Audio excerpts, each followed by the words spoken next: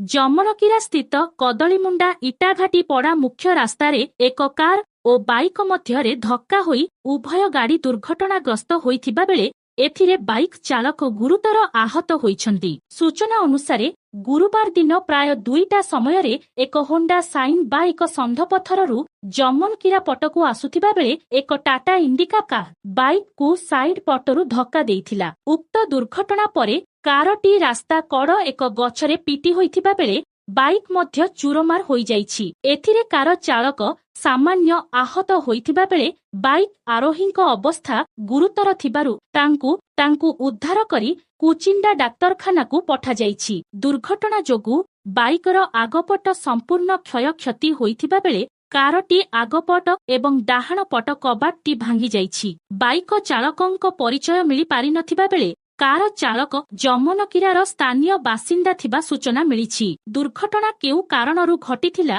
ताहा वर्तमान पर्यंत जଣା पड़ी नाही।